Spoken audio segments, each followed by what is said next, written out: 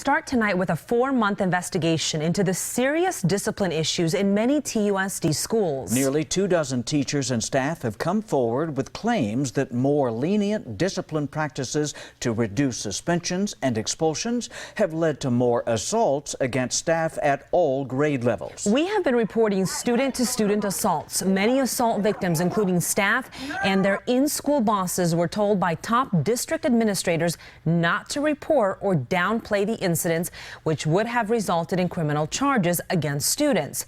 The stories they've shared are very similar. They feel their hands are tied and the district doesn't support them, but fear retaliation if they speak up publicly. Except one.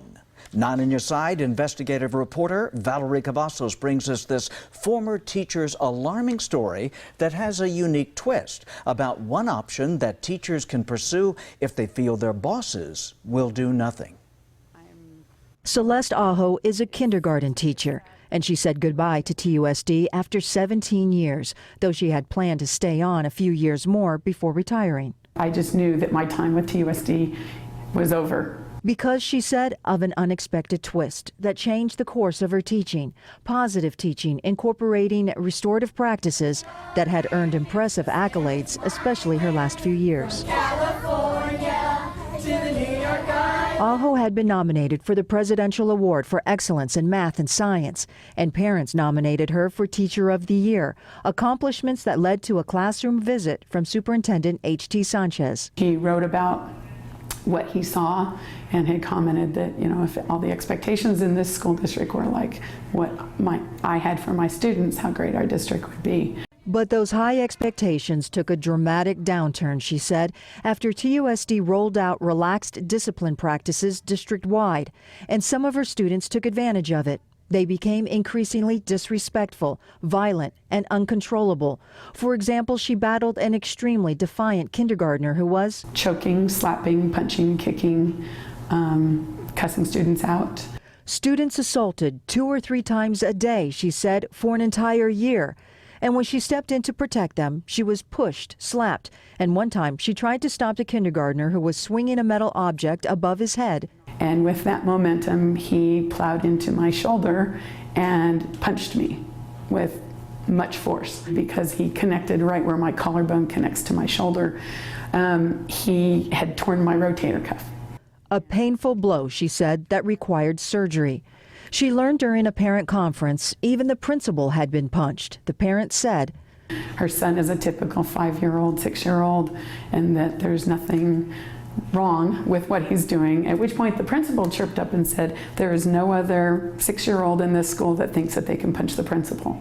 So he himself was also getting punched. I know what you're thinking. They're just little kindergartners. Why couldn't Aho just give a stern warning or detention to let them know there are consequences for their misbehavior? She said she used to do that, but she was no longer allowed. 2 principals at 2 schools told her no negative consequences, and one told her to lower her expectations. That there was to be no lunch detention and no negative consequences, that it was to be only positive consequences, positive reinforcement. But it wasn't working, she said. A veteran TUSD counselor who worked at several schools told KGUN-9 that restorative practices are not usually facilitated correctly as designed, and restorative practices are only as effective as the follow-up.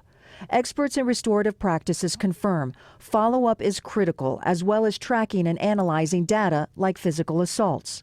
We know of at least 24 former and current TUSD teachers and staff from all grade levels who have been punched, hit, slapped, shoved, put in a chokehold, all assaults that rise to the level of aggravated assault when the victim is a teacher or any school employee on school grounds, according to state law and TUSD policy. We know that after cross-checking records provided by police officers assigned schools, the SROs, with school incident records, some assaults on staff were not reported. We checked with the district to find out the number of assaults on staff over the past 2 years, but we didn't get a number. TUSD responded, there is no existing document that reports the number of employees, or in particular teachers, who are listed as victims in student assault incidents. We made the same request to all Tucson area school districts. Amphi reported 15 staff assaults. Only 2 were general education students. Marana, 1 assault. Sunnyside reported 2 assaults. Vale, 0 assaults. The veteran counselor wrote, "When your data shows you don't have any problems, then there is no need to give you any additional support or resources." Aho said her hands were tied and she had nowhere to turn. She said she learned too late that she could have done something, file a complaint with OSHA, Occupational Safety and Health Administration. Being cussed at, being threatened, being physically assaulted are not part of your job description. We reached out to OSHA. A spokesman says teachers can file a complaint to request an inspection when they believe there is a serious hazard or think OSHA standards are not being followed. And if staff fears retaliation, the inspectors use practices to keep information and identities confidential. So this highly successful teacher left the district earlier than expected and still worries about her colleagues who remain in the trenches in TUSD.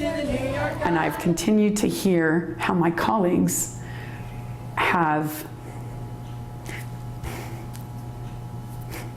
days where they do not want to go to school because children are hitting them and they're being bitten and they are just so depressed.